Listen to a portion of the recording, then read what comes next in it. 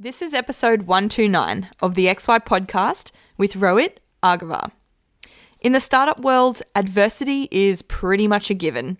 We always hear about the success of a company, but rarely do we ever hear about the often stressful and volatile journey they undertook to get there.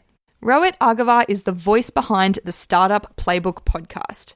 He's an entrepreneur himself and has seen both failure and success in his own startup business ventures. In this episode, Adrian from XY and Rohit explore the many facets of startup life, including tech, relationship building versus transactional conversations, new ways of engaging your client base and prospects, as well as some of the most interesting and amazing conversations Rohit's had with guests on his own podcast. We really hope you enjoy the many ideas and stories shared in this episode, and as always, if there's something we can be doing to make your podcast experience even better, drop us a line at xyadvisor.com. This podcast is brought to you by Salesforce, blaze new trails to richer client relationships with the world's #1 CRM. Salesforce has designed the financial services cloud to help you make every interaction personalized through rich client profiles centered on personal goals and pivotal life events. You can nurture deeper relationships with proactive tracking and event alerts that remind you to reach out when clients need you the most. Supercharge your productivity by managing client engagements, household relationships, and financial life goals, all from the one connected platform. It's the world's #1 CRM, imagined just for wealth management. Salesforce is excited to partner with XY Advisor to discuss how you can build richer client relationships and unlock loyalty. I'm pretty pumped. We've got Rohit from the Startup Playbook, and he's got a podcast himself. So I'm a little bit nervous about whether I'm going to be able to be up to his standards, because I've listened to his podcast and it's a pretty good, pretty well done thing. So thank you for coming on. No, I was about to say thank you. I'm worried that I might not answer questions and just start firing questions your way. So. Hey, I don't mind the sound of my own voice sometimes anyway, so as a lot of the listeners would know. So it's okay if you think there's something interesting that I could tell you. For sure. For sure.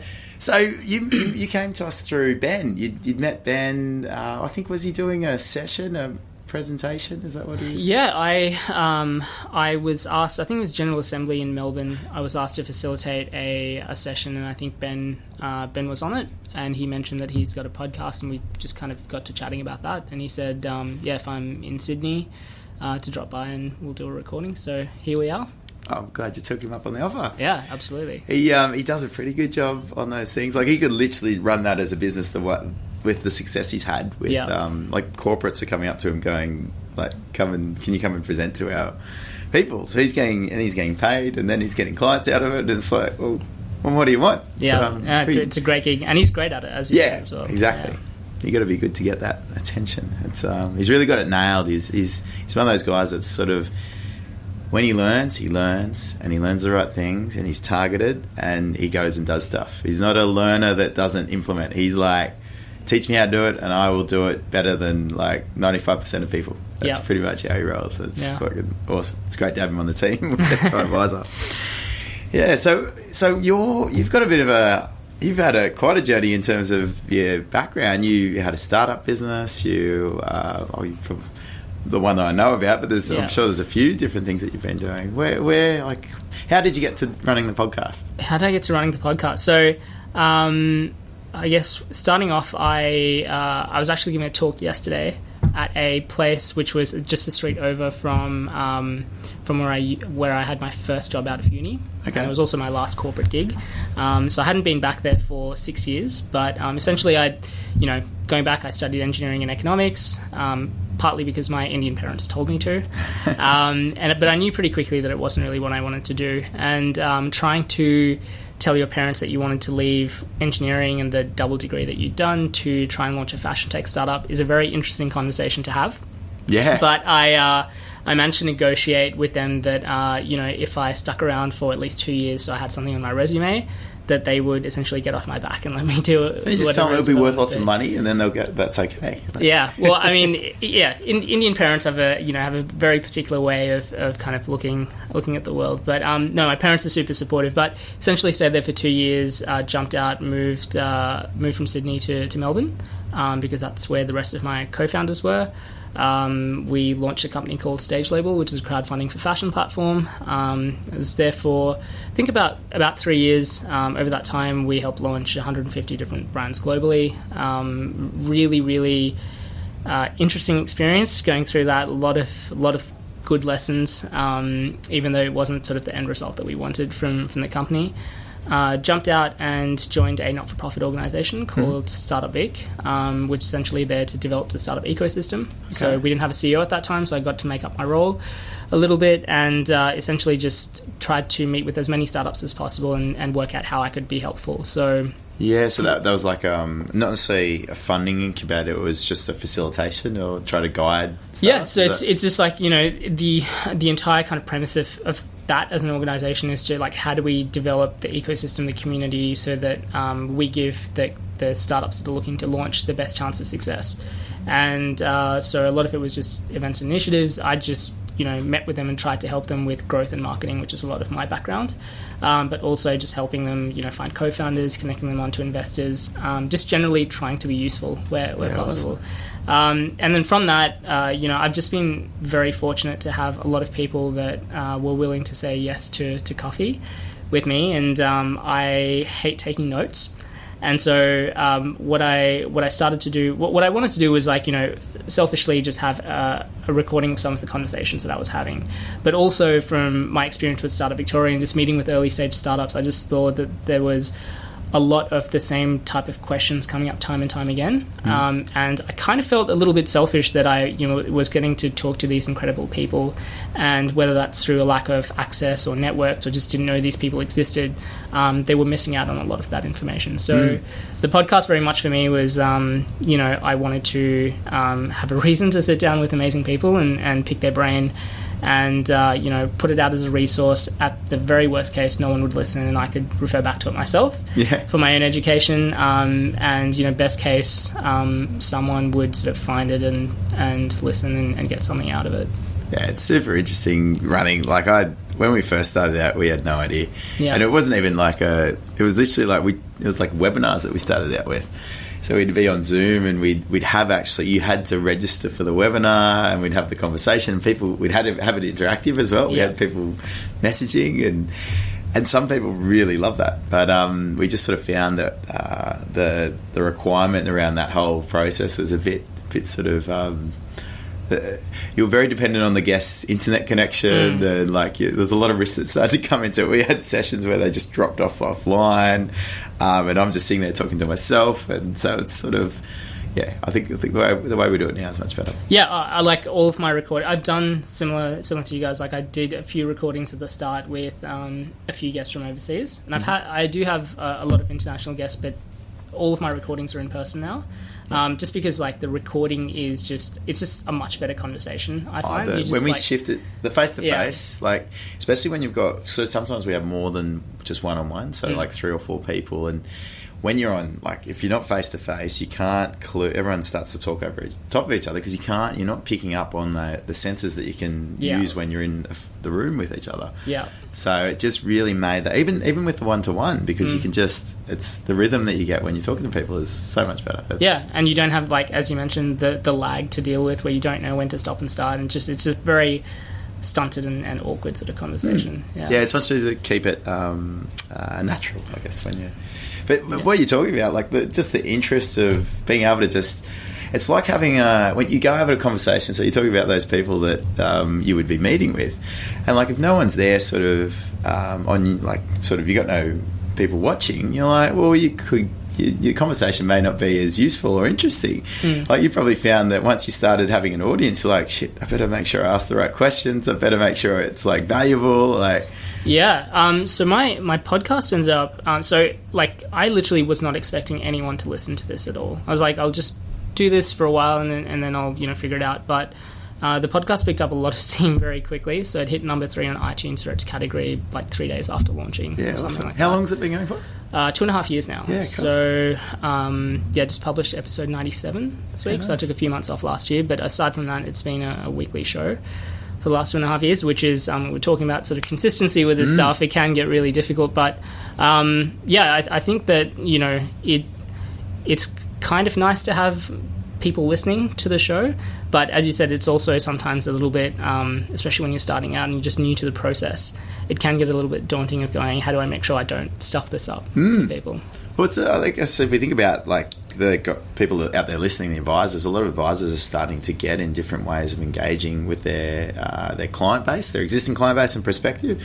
So you've got advisors out there that are starting podcasts, and increasingly, which is really cool, because I know a couple of Glenn James is I can't remember exactly what it is. It's not I'm not the target market, but he does amazing. Like he's just shot to, and it's a direct to consumer sort of podcast, and like it's obviously a really good way of people to consume information. Yeah, absolutely. I mean, so one thing I didn't mention is that a lot of people assume that podcasting is my full-time job, just because I've been doing it for so long. But for me, it's very much still a hobby and a creative outlet. Most of my time goes into an agency a digital marketing agency that I run called Playbook Media, and you know, a large part of our client base or our leads come from the podcast, not because I've only mentioned my business maybe 2 or 3 times on the show itself, but a lot of it just comes from the conversations that we have. So like the guests that come on the show,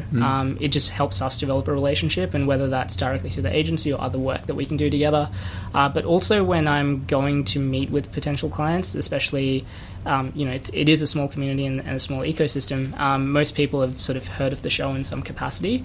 It just helps in terms of the sales process because they feel like they already know you. And it's just been such I never started the podcast from any form of like, I want to start a business off the back of this, or I want to drive it, use it to drive leads. But it's been like the single biggest, it's had the single biggest impact in terms of growth for our business, just from doing this exercise. Yeah, that's great. Yeah, it's as we with XY Advisor, it's just like you start something out that you just think is a cool sort of, let's do this will be fun, and then all of a sudden, like, you got people that are listening, you're like, shit, they think what we say is interesting, or they think our guests are interesting, and then all of a sudden you're going, oh, I never thought I'd be able to get that person on, and a lot of the time all you got to do is ask someone and they're happy to jump on. Like it's been phenomenal experience to sort of break through what you think you could, the people you can engage with. Like, yeah, oh, absolutely. Like I think it's I think it just applies to like all areas of business, really. It's if you don't ask for something, you're never really going to get it, in my sort of opinion, and or from my background anyways. And so a lot of people in this very similar position, it's like, how did you get Jason Calacanis, who was the first investor into Uber, on the show, or people like Paul Bassett, who is the head of Seek and Square Pay Capital and those sort of things. And a lot of it is just like, sometimes it's referrals based on other people that I've had on the show and making sure that they have a positive experience, so they're much more likely to refer me on. But sometimes I've like literally just tweeted at people and said, hey, I've got this podcast, are you interested in coming on? And obviously you get a lot of no's, but you just need a couple of yeses to be useful, and you can always leverage that for more things in the future. Oh, totally. Like, the connections are fantastic. Like, so some of these guys that you've had on, like you talk about their business journeys, some of the, like, you've had some guys that would have had some, I guess, some really big fuck ups in there. Like, what are some of the most amazing stories that you've had when you've... Yeah, I think that one of my favorite things about running a podcast like this, and I'd be curious to know if this is your experience as well, is, everyone's got a very different journey. Everyone's got a story, and everything's slightly different. And so, there was Adam Jacobs, who is the head of The Iconic, the fashion brand. Yeah. That was they'll ship in the next day or whatever. Yeah. And so he kind of spoke about how that was like a key point of difference, and people were like, how is this even possible, type of situation. But he was essentially headhunted for this position so The Iconic was already funded by a business overseas called Rocket Internet, which essentially funds large businesses and finds amazing operators to come in and run those businesses as the founders, and so he was one of those people. And so the challenge for him was like, do I leave my corporate job and go and pursue this sort of opportunity, versus someone like Justin Dry, who is the CEO of a company called Vinomofo. Clay and I have actually looked at their website going, that is such an amazing, like, they've nailed it in their market, like you would know from a marketing standpoint, like the frictionless and the Yeah. It's wine. For anyone that doesn't know it, check it out, Vino Mofo. It's good. They do like discount wine. They do discount wine, yeah. But and they're hugely successful now. So I think when he was guest number 3 on my show, and at that time they'd just raised $20 million, and obviously they've gone on to, like, Justin's hugely popular on social media, and he's great at that. But it was really interesting kind of talking to him and going, obviously everyone kind of looks at the success and, the $20 million raise and all of those sort of things. But we had 4 years and 4 different pivots of our business where we tried different business models, and, it just wasn't, like, nothing was working. And his co-founder at that time was, his partner was Justin's sister. And so he was saying how, like, his sister was asking him whether they would have enough, like, money for, presents and Christmas and stuff. And it's like you don't get to hear that side of the story a lot of the times. It's not something that's pushed that much in the media, especially when you do have a big success off the back of that. So I think there's this to a degree, like, a misconception that we, like, just because something looks really great on paper, it's been smooth sailing and things are perfect. Even with my company Stage Label, for example, we had all of these really positive things. We were doing our own runway shows at Melbourne Spring Fashion Week and Virgin Australia Melbourne Fashion Festival. We were named as one of the top 10 startups to watch in 2014 alongside companies like Canva, which is now worth over $1 billion. And Pocketbook. Is that the first unicorn Australia's had? Australia's had a few. It's the latest one. So Atlassian is obviously a big one, but I think Canva is one of the more recent ones that have been sort of based in Australia. But we had no business being on that list, and again, from all of the photos, and, like, Uber was a sponsor of ours for, like, events and things like that. There's a certain impression that you get of what a company is looking like and what it's kind of operating, and there's a very different sort of experiences. Anyone who's running a business will probably attest to. Things can look great, but not be so good underneath. And I think that was a really big thing for me of kind of going through that process, is that you assume that things are really easy for all of these companies that have $1 billion exits and things like that. But everyone goes through a struggle, and it's super challenging. I had someone on recently, Tom Crago, who runs a company called Tantalus Media.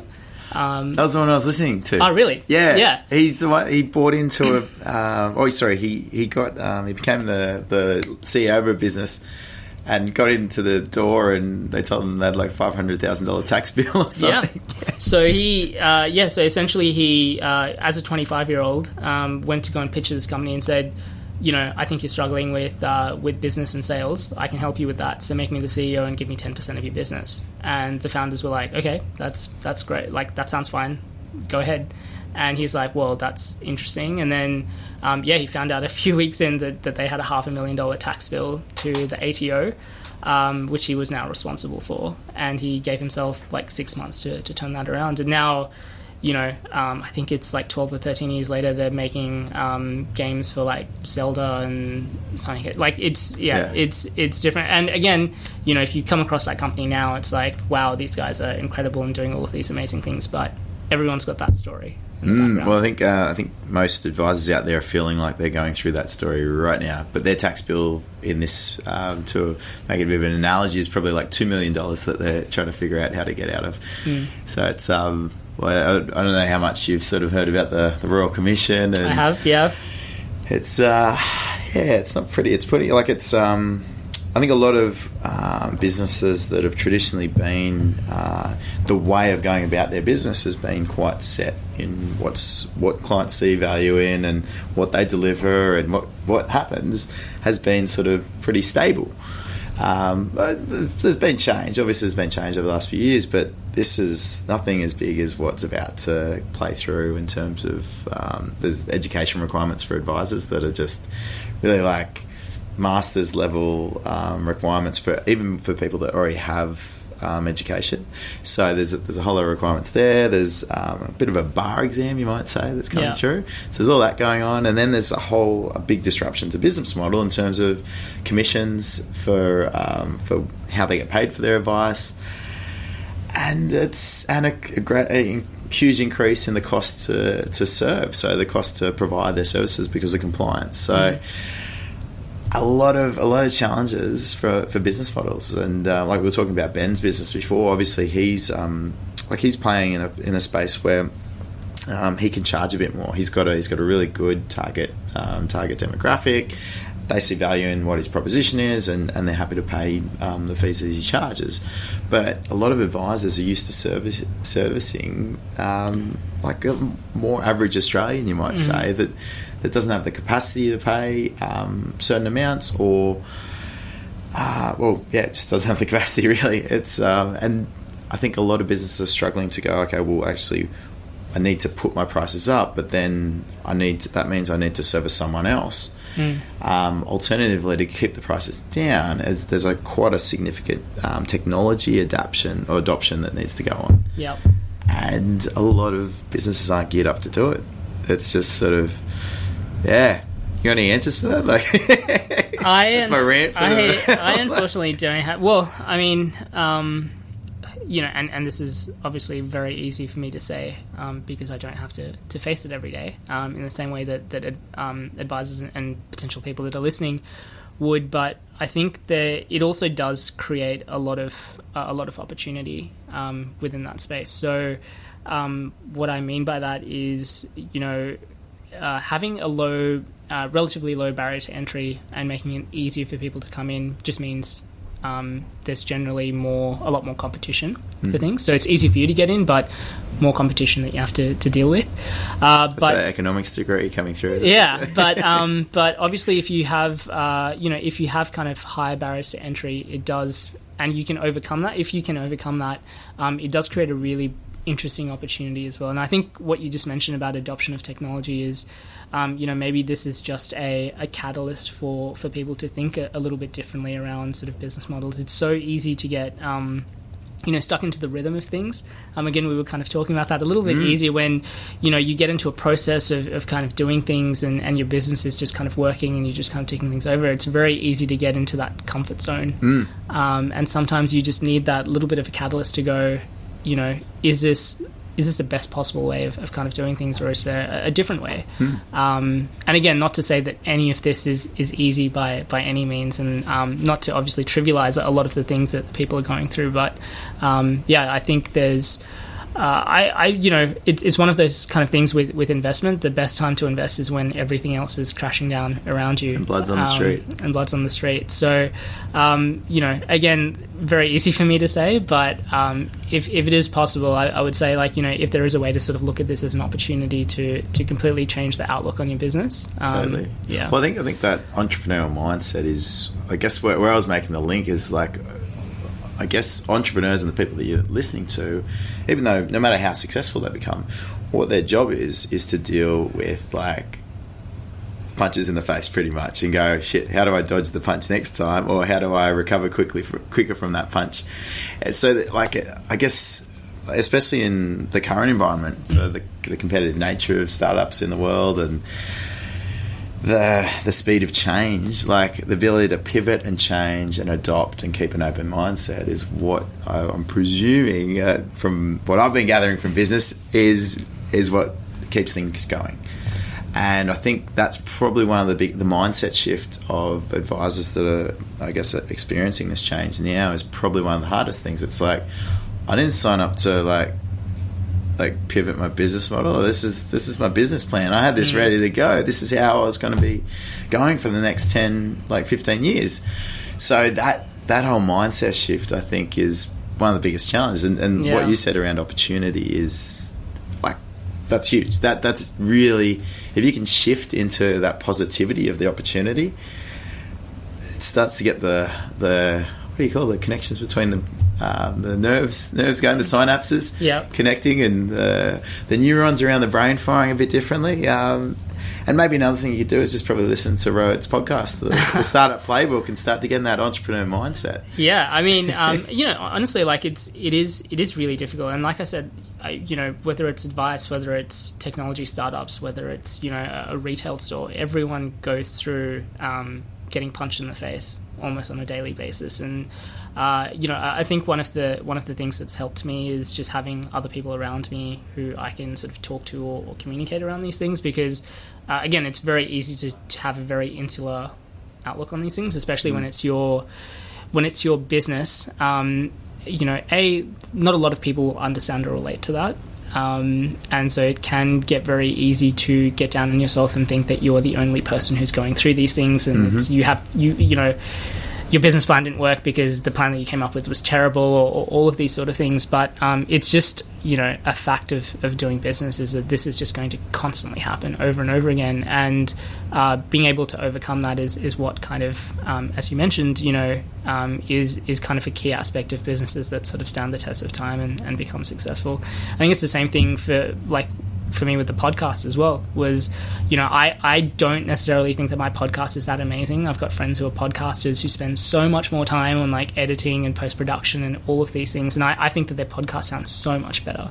But for whatever reason, they just didn't get the traction early on, or those sort of things, and they stop 20, 30, 40 episodes in, where for me, like, it took me 9 months of putting out episodes every single week for me to see any form of a return on investment on that. And it's like, if I came in for different reasons, or I stopped a week earlier, or like those sort of things, maybe I wouldn't have stuck around long enough to kind of see that upside. I think like just finding ways to have a different perspective on things, because everyone goes through it, just really, really helps with staying consistent with it and sticking with it longer term. Yeah, what you're talking about before in terms of reaching out and like making use of your community, or even just making connections in your community, and that's exactly what XY Advisor is about. Like, if you still talk about what you're talking about, you going through that journey on your own to an extent, the podcast journey, we've had a bit of a group, so it's always supported that journey, that like having other people with you, or understanding what you're going through, and being on the journey, it's so powerful in terms of supporting getting to the destination. And I think a lot of the advisors that, especially when we look at the Facebook group and what goes on there, the guys that are working through, pushing through their problems, they're the guys that reach out and ask for help on the Facebook group, and they get it straight away. And I guess all I wish is that I hope that a lot of people that are in the Facebook group, they derive value off that, which is fantastic. But I would definitely encourage them, the ones that are sort of not nailing what their problem is, because someone hasn't talked about it, they're missing out by not asking about it, because it's a very friendly Facebook group. Emily spends a lot of time moderating, and really you'd argue the people that don't ask for help don't get it. And that's sort of the only thing that I would add to that, because I agree with everything you just said, the only thing that I would add to that is also when you're in a better position, being able to go and help other people during their time of need. And it sounds like you have an amazingly supportive Facebook group to do that anyways, but I remember for me, like, actually, aside from the podcast, one other kind of pivotal moment for me was when I ended up moving away from Stage Label. I got offered I ended up taking the not-for-profit position, but that paid me half of another job offer that I got. Wow, but I ended that's a big call. Yeah, well, I my girlfriend jokes around that I actually hate money, and I always take the offers that pay me less. But make it harder. Make it harder. I am apparently a sucker for punishment, but. For me, it was, I had benefited so much from a lot of the initiatives that organisation had run when I had first moved to Melbourne, and, I was like, I'm not really working on anything, so this is my way of sort of giving back to the community. But also, I knew that being in a position to help other people I had no networks at that time at all, really. And so being in a position where, like, literally my job was to work out how I can help other people is the quickest way to develop sort of goodwill relationships and things like that. That I had no idea what I wanted to do next. I just knew that that it was important to help people and just have a good network in place. And that was one of the best things that's kind of happened. And I sort of can try and continue to do that as much as possible. Is that skill set that you're developing during that process? Is it I guess being able to see the value of someone on the other side of the table, so to speak, is that sort of what was being developed? That sort of if you're thinking about business partnerships, or who you're working with as a client, what do they want to get out of this interaction? What do they want to get out of purchasing this service? Is that the sort of skill set that you're talking about? Or more just general people? I guess I don't know. Like, I just feel like I have a very long-term outlook in life in general. And So I think a lot of it for me is I try not to view things as kind of transactions. So it's not, I'm not talking to this person because I want to get a sale from them straight away. And if I don't get a sale, then I'm not going to talk to them. I'm going to talk to the next person. I think it's just more about what does this kind of look like longer term.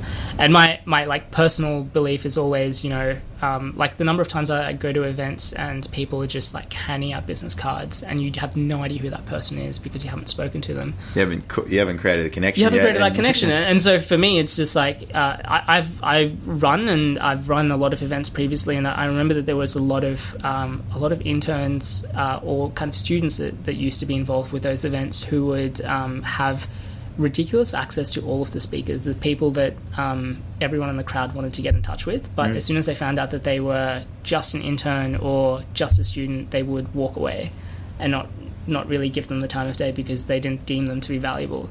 But I think all of this stuff comes off in the end, whether that's a client, whether that's someone that you will sort of end up hiring for your business, whether it's someone who will potentially introduce you down the track. I think being a good person is just always like the best thing to do. And yeah, I just feel like there's a lot more value in kind of the longer term benefit that you'll get from helping someone than kind of the short term transaction that you'll get from trying to help people. Where do you think, I guess it sounds like you've had this sort of way of thinking for a while. Where do you think it's come from?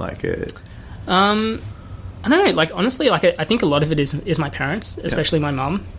She is definitely a people person, and when I was younger, she's always been very, very hands-on with things. So she used to like make kind of fake flowers out of wax and things like that, and go to like weekend markets and try and sell them.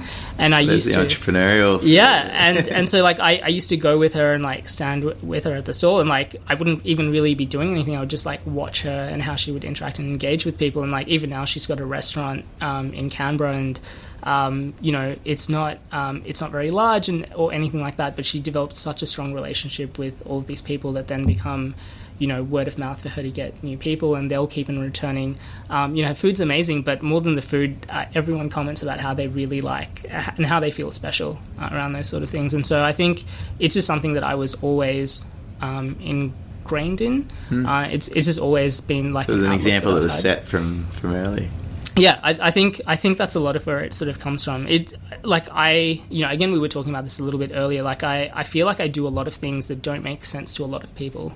So starting a podcast, I can relate to that. Starting a podcast for some reason, but it's always like I can, in my mind, I see the value of something 2-3 steps ahead versus I'm doing a podcast now because 3 months from now it will result in X. And I think as long as you have your own sort of understanding of why you're doing something, or like the purpose or the reason behind it, and you can sort of commit to it, and it's not fake. I think it'll... Well, that's what you come up against when it does get difficult. Yeah. And if it doesn't have the right foundations of the intent and the passion, then it's quite easy to discontinue. Yeah, and I mean, like, again, like it's not to say that I'm like this all the time as well. There's so many different projects or businesses that I've said, this is a great way to, I think it's a really great commercial opportunity, and, we'll try this, and it potentially doesn't go the way that I kind of want, so I will dump it and move on to something else. But so I think everyone's got kind of taste for that, but I think a lot of that comes down to like what is the authentic reason, or like what is the intent behind something is really important. So again, coming back to the podcast episode, for me the intent wasn't ever to have a huge audience or to have use it as a way to get new clients or anything like that. I didn't even have a business at that time. It was more, I just wanted to do this for myself. I'm naturally very introverted, so I just wanted to get better at communicating with people and, have a reason to want to like speak to all these people and try and learn from it. And if anyone listened to it, great. But that wasn't even the intention behind that. So if people stopped listening for whatever reason, I would still do it. The guests wouldn't know that no one's listening. But it would just be a way for me to just constantly keep learning from all of these amazing people. And, I think if you always kind of bring things back to what is the reason why you started that in the first place, and if it's for, the right reasons, it helps you push through a lot of the challenging times. Yeah, totally. I think the interesting thing that's coming to mind when you're talking about the difference between the intent of starting something and out of a passion or a values sort of channel versus reacting to a situation or a circumstance that's emerging within your business or in your personal situation. And it's the challenge. How do you? I think that's probably a challenge if you're thinking about what's going on with advisors at the moment. How do you drive through a challenging time without, while actually still pursuing activity that is in line with the values and the activities that you want to be doing or what you feel strongly about, and not pivoting to do something just because we're losing money, we've got to do something. That balance is really hard. I think it's financial stress is really, really difficult to deal with, and again, like I won't say that I just don't have the answers to everything, and I can only kind of talk about my own experience. But with Stage Label, I had essentially I'd moved from Sydney to Melbourne. I'd left a bunch of my friends behind. I had ended up breaking up with my girlfriend of 4 years, quit my job, and put all of my life savings into the company that I thought was going to be really big. And in the end, it wasn't. We did okay, but it wasn't. And, I was kind of left with having no money. And even though I got those 2 job offers, it was a couple of months between me ending Stage Label and getting those 2 job offers. And so I had, no idea what I was going to do, and I was running out of money very quickly. And, that was definitely one of the most kind of challenging periods of my life. But also, you kind of realize that although it's kind of worst case scenario, it's also not the worst thing in the world that can happen to you. There's so many more people that are going through much worse things in life, that you can always get another job. You can always go and do something if cash flow is kind of the biggest barrier to your happiness or you kind of living through things. But that to me is always I think it's the ego, but is the one that absolutely it's the ego. But again, it's I know when I ended up shutting down Stage Label, I was like, this is really difficult because my whole identity is tied down to this thing. It's like you're known as that fashion tech guy, right? Like you go and do all of these events. Like what's happening with that? It's not a thing anymore. Yeah. And that is really, really tough to go through. But again, the way that I sort of looked at it was, or the way that I kind of experienced that was, my friends didn't look at me any differently because I was running a startup or I wasn't. Most of the people that I cared about didn't really, it didn't really affect their life in any way. It was just more what I thought that how other people would perceive me. And if you base your entire happiness on how other people are going to perceive you based on what you're potentially doing, there is no way to I don't think that there's a way to become happy with that, because you're always going to be pleasing people that at the end of the day don't really give a shit about you anyways. And if people around you are being affected by that, or they do treat you differently, that's probably a pretty good indication that they're not the type of people that you want in your life anyway. Yeah, exactly. And so I think that the biggest thing for me was like, I kind of saw worst case scenario, and I was like, it was terrible and it was shit, but actually, like, I got through that. And if need be, I know that, like, having gone through it before, I can kind of go through it again, and hopefully be a little bit better. Not that I want to, but it's just more knowing that whatever you think your worst case scenario is, just putting that into the context of things. Like, it's actually not that bad. And like I said, the one of the big things for me as well with the podcast is you kind of learn from all of these people that have built these huge companies that just because they're making revenue doesn't mean that their problems go away. The problems become different and they magnify because now the stakes are so much higher, and it becomes more and more stressful over time. Yeah, that stress doesn't go away. No, at all. It just evolves. You better evolves over time. Learn to deal with it. Because it's a status quo sort of exactly thing. Right. So again, it's very, very easy for me to like say this for other people that are going through this right now. Just having experienced something similar myself, I just know that you will, if you stick at it long enough, you will get through the other side. And whether it's this or whether it's something else, you'll find a way through that. Well, a simple analogy that's coming to mind is my sister recently. She's got a completely different direction to me. She's a performer, and in one of the Fringe festivals, and she had a show. She had the first night was she had a crowd. She's like, oh, everyone laughed at the jokes, and there was a great session. The next night, there was a lot smaller crowd, like tiny, and she was just like so demoralised, like so. From that huge high to that drop. And then the next night after, I'm talking to her and I'm like, well, remember when you started and all you wanted to do is be where you are now. Have a think about that and just remember why you're doing this. And like she said, like it's nice to be able to do a bit of a big brother mother moment. I haven't always been good at that, but after that she came back and she said, well, it made a difference. So it's like that sort of remembering why you're here, why you're doing it. I think that's a key one to keep people driving through. Absolutely. I mean, again, going back to the stage label example, I remember I had just gotten off the phone with one of our first few designers that had jumped off our platform. So long story short, one of the big issues with our platform was that we provided a whole heap of value up front for designers. They came to us with next to no resources. We would help them with marketing, pricing, supply chain, just everything. And then they would get to a stage where we had helped them build up an audience, and they would say, well, we've kind of gotten everything that we need. We don't really need your platform. We don't need to pay you a clip for sales through here anymore, so we're just going to jump off and do our own thing. Exceptionally hard to build, to scale or build a business if your top sellers are jumping off every few months. But I had just gotten off the phone with one of the first few designers that had jumped off, and I was like, this is terrible. How are we going to overcome this? And then I saw a tweet about the top 10 startups to watch in 2014. I was like, one day hopefully we'll kind of make it onto this list or whatever. So I opened the thing, and we were number 3 on that platform. I was like, what the hell? And I was on this huge high, literally in the space of 10 minutes. But again, for me, it was also, the whole kind of article was great. Having external validation was great, but just having that on its own, so many startups that I know chase PR, for example, because it's often the first time that you have to actually show other people who aren't involved in your business, look at me, I'm doing something great.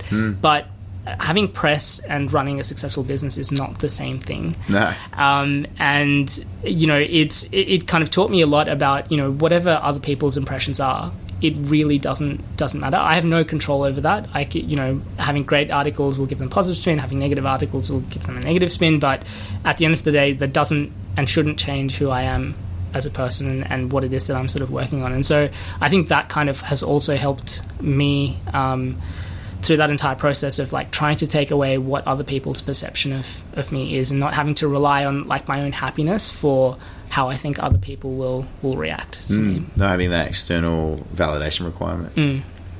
Yeah, it's pretty important. Yeah. Well, Rohit, mate, it's been great to have you on. Thanks for having me. Is there anything, I guess, the Startup Playbook, obviously, it's a podcast for people to check out. I listened to one of the sessions and it's pretty cool. It's got a great style and some really interesting people. Anything else that what's your marketing business that you? So it's called Playbook Media. We're essentially a digital marketing and creative agency. So everything from helping you with sort of digital marketing and sales funnel optimization to helping you with the sort of creative content and storytelling. So helping businesses launch things like branded podcasts or video series that we then help them filter out blog posts and social media posts off the back of that. That feeds into their marketing strategy. Yep. Again, sort of essentially helping companies grow. How to maybe acquire some new financial planning clients? Yeah, absolutely. So a lot of it is, just based on, a lot of what we do is on customer acquisition, retention of customers and those sort of things. So I do that through the agency. I also do some consulting work for companies one-on-one as well. So one of the things that I sort of found is that it's not always the case for people to hire agencies and kind of all of the bells and whistles that come with that.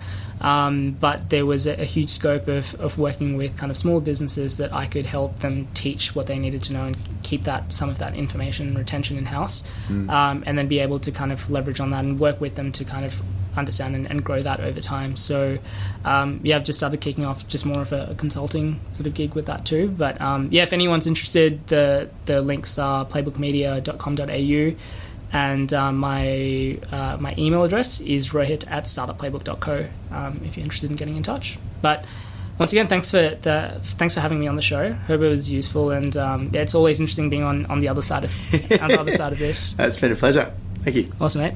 Cheers.